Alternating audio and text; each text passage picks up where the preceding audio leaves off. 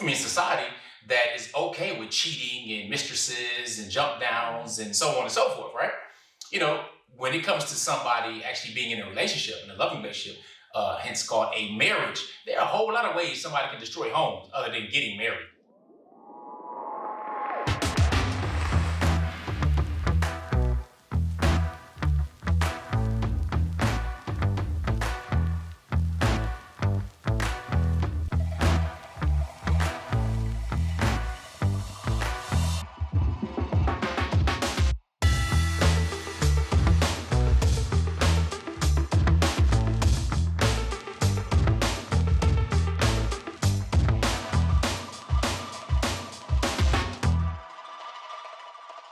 Assalamu alaikum, peace. I'm Coach Nazir.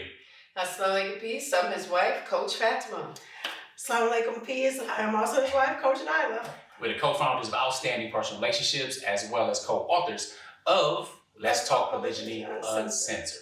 Now, today we want to address a myth, a commonly stated myth over and over when it comes to polygyny. All right, for those of you who don't know, I've been married to Coach Fatimah for over 26 years and to Coach Nyla now for over 11 years. So yes, we practice polygyny. And polygyny means a man having multiple wives. So with that being said, the main myth is what? The main myth? Well, yeah, I guess there are a bunch of such things as the main. But the myth we're going to address today, but the one we're going to address today is the one where when a woman decides to marry a married man, okay, or the married man decides to marry again, that this incoming wife, whether it be second wife, third wife, fourth wife, subsequent wife, whatever you want to call it, is there as the home wrecker. She's coming to destroy and take over, right? That's a very common myth. So, yeah. What say we? Say we. What say we? What say me is that that's not necessarily the case. Well, I know in my situation that wasn't necessarily the case, and from a number of sisters who are not only incoming subsequent wives, those are even looking to be subsequent wives. They have a whole other thing of wanting to be married, of wanting to have a relationship, that's loving and caring and nurturing, and it's so many other factors. And the factor that I really don't hear is that, I'm gonna take over. I'm gonna come over there and it's just gonna be about me and nothing but me, and he's gonna divorce her and all. I've heard that so many times that it was like they should try to break up my marriage, just this and that and the other, and it's like, did they say that? Are they really trying to do some things like that? Or is it certain things that we may have in our minds and our mentality that say, you know what, I'm used to this is what I had. You in here because you're here because you pose a threat already, because now you're taking away something.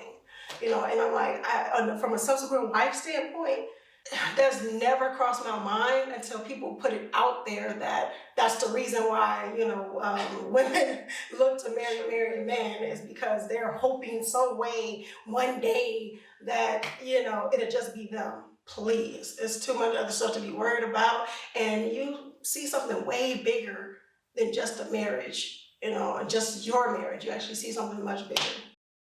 See? You did it. One of the things is that a lot of people project their own insecurities. And in doing so, since the word that Coach Nyla used was threat, right? Since they see something as a threat, then you're projecting your own insecurity. And usually many times that comes from a couple where the wife is like, you know what, okay, this is coming in, again, threat, right? Now, this common idea also, this myth is that, oh, well, she's the new shiny thing. Whether they don't have kids together and stuff like that, right? And somebody may have children, or she just new. So it's newer, honeymoon phase type assumptions that go on. So now it's this thing is being projected. She's coming here to do this. And of course, society that is okay with cheating and mistresses and jump downs and so on and so forth, right? When it comes to somebody actually being in a relationship, in a loving relationship, hence called a marriage, there are a whole lot of ways somebody can destroy homes other than getting married.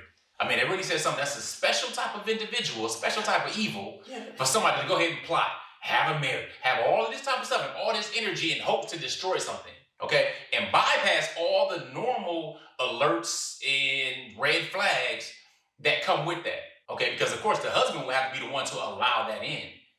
All right, so a lot of it again is just projecting fear and putting that out there to address a threat, but also taking that blame, because you're not going to be like, no, I'm scared or insecure, I'm not really sure, I don't know how this is going to work. So she's obviously the problem. This incoming person is the problem, coming as a missile to my marriage, when in reality, it's establishing an entirely separate individual marriage.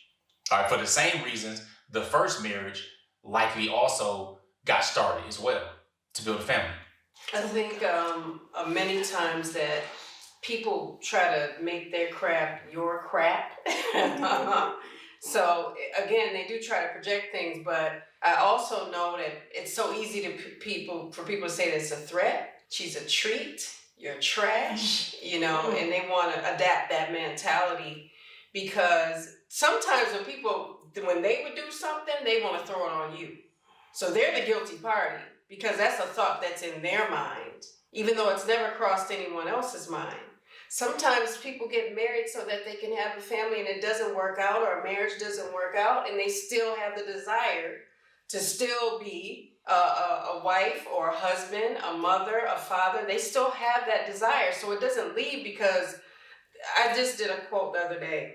Just because another marriage begins doesn't mean yours ends. And once we adapt that mentality, this won't have to adopt that mentality. This won't be as hard as people make it to be. So when you don't want to see something succeed, you'll think of every way to just make it just garbage. So if it's always polygyny, I don't like her, you know, I gotta figure out if I like her. Just because someone else exists, then it's already destruction. It's already, they got an ulterior motive. Just because they're alive. Maybe they're not in polygyny, or they just said, I like it. Oh, no, don't like you. Stay away from my husband. I am Coach Nazir. And I'm Coach Fatimah, his wife. And I am Coach Nyla. I am also his wife. We are the founders of Outstanding Personal Relationships, as well as the authors of the book, Let's Talk Polygamy Uncensored. And I'm sure you're asking yourself, how can you get your hands on a copy of it right now? The great part is, we're about to share that with you, but first, let me tell you about why you need to at least get your hands on one or maybe more copies, depending on where you are in your polygynous journey. Some of the things that we discuss in our book are issues about trust, insecurities, jealousy among wives, and maybe even, possibly even, creating lasting friendships. Especially friendships amongst co-wives. And we share in this book how you can understand that it takes a village, that polygyny is not some taboo topic or something that's going to leave women stranded alone and kids not loving each other or feel like they're left alone by their fathers or from their fathers or whatever the case may be.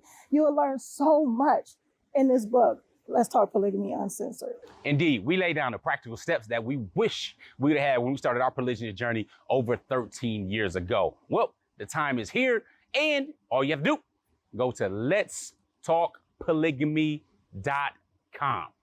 Order a copy, order the bundle, do whatever it is you need to do so there's no more excuses, and we make it marriage great again by reminding people of polygamy, which is an ancient solution to a modern day problem. Letstalkpolygamy.com. Get your pre-sale order on. With that being said, make sure you are growing intentionally, loving fearlessly, and connecting on a higher level every single day. Visit the link. Assalamu alaikum. Peace. Peace. You know, it becomes this, they make the subsequent wife this virus that they must protect their family from, because it's going to be an epidemic if she gets in the family. And it's just like, that the statement is so disrespectful because it erases the brain cells of the husband. Even if that's something that she wanted to do, like he can't look at that, see it and go, well, we're not doing that because I'm not going nowhere on either side. So even if that's her desire, even if it's not an evil desire, maybe she just says, oh, I wish he could be around all the time and all that. I've been married 26 years. I'm not saying that anymore because I have big old grown kids. And I need to spend a lot of extra time with them. But I was thinking about that. I said, he could just let her just moan right on over him and he just take over the family. And you sit down and shut up because I got this. that is what it becomes, you know, because a lot of people we talk about this stuff because a lot of people have thrown these things our way. You know, as individuals, we all got accused in some way, shape, or form. Like, I had cancer, Lord, I was dying, and that must have been why. And, you know, I'm like, people ask my kids, is your mom sick? She dying, so I gotta pick up another wife, you know, because she's gonna be dead soon. I mean, who always thinks searching like for that? answers, trying to search for. I had a brother ask me that. He was like, well, you know, how's your wife and everything? Is everything okay? It's fine. Like, what are you talking about? Now, this is a man. This is a man that chose to find it easier to have multiple affairs. They practice polygyny. Asking me, is there a problem? No, bro. Again, we pro morals. So it doesn't matter if you are practicing monogamy or polygyny. We simply are pro morals. But practicing polygyny ain't something walk in the park. You know what I'm saying? So that must be understood. And also, when this type of information gets thrown out there, oh, it's homework trying to do this to me. Beware that you're not planting the seeds for your own marriage's destruction and then try to blame polygyny as the problem. Because we've had cases where families come together, they try to work things out, but now all of a sudden there's this vengeance and need for revenge, for example, and all of a sudden now this gets put here, now you're backbiting, then there's slander, there's all these other things, and seeds are going, and you're like, oh, well, ever since polygyny, my husband and I were growing apart. When in reality, you was the one stabbing him for how you felt he stabbed you. So don't be planting the seeds for your own destruction. Now, it takes growth because it's going to be ugly, just like in a regular marriage. When you first get married, monogamy, it's just you two, it's going to take growth. You ain't got it all figured out. It's going to be ugly before it looks pretty. Okay? This is just normal life stuff. So don't blame polygyny, the institution of marriage, for the lack of personal growth. Because we already know simply by numbers that since there are more monogamous marriages, there are more monogamous failures, there's more abuse, all that kind of stuff in monogamy. And again, we simply pro-morals, because if you have pro-morals, you'll be good at monogamy, polygyny, or whatever you choose to practice. So with that being said, any final thoughts on this whole myth of the incoming wife, the devil, she coming? Well, it's so good that Coach Fatimah is in this video. We all doing this video together, because if I was to do this video, they're like, Coach Fatimah needs to talk about it. They would have nailed her to the cross. Coach Fatimah needs to talk about it because you don't know what you're talking about. So, I'm just here like this chair I'm sitting on. It's so ridiculous. Somebody asked me on this question. They said, Fatimah, ain't this the worst you ever felt? I said, no, the worst I ever felt in my marriage wasn't polygyny. It was up there, but it wasn't the worst. The worst I ever felt was getting married, and 2 weeks later, my grandpa was dead, and I was getting ready to have my first child. So that's the worst I ever felt, because when you have two great things that you want to celebrate so wholeheartedly, but then you get hit with the first real sudden death of your life. And my grandpa raised me, so that was like losing my dad. So when my dad died, it's like losing the dad twice. So when people go to these extremes and say, oh, ain't that the worst thing? Ain't that the worst you ever felt? No, I buried both my dads. So put things into perspective and stop thinking everything is so diabolical and out to get you, because then you have to really think about if you have a clinical mental illness, if you keep on mowing over this stuff over and over and obsessing over it, you got to ask yourself a question. Who does that serve? Because Coach Nazir was talking about revenge. Revenge just makes the wound deeper. It doesn't heal it. And people got to understand that. And you don't have the privilege to execute revenge on someone that is practicing a lifestyle that is allowed for them to practice. And we have to, especially as Muslims, we better understand it. We better know that, because there's punishment attached to it. Indeed. Yeah. Gang, gang. Gang in the comments. All right, so that's it again. Matter of fact, at the end of this short video, what you want to put in there? Polygamy. Hashtag Polygamy. We want to know that you watched the entire video, because we know that most of the people who watch our videos are not subscribed. So don't let that be you. One, subscribe, hit the bell, of course.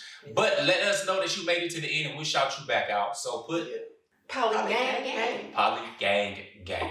With that being said, appreciate y'all. Remember, wish changes nothing, but decision changes everything when we rock out some GLC. Make sure you're growing intentionally, Loving fearlessly, and connecting on a high level every single day. Yay, So, yay. Peace.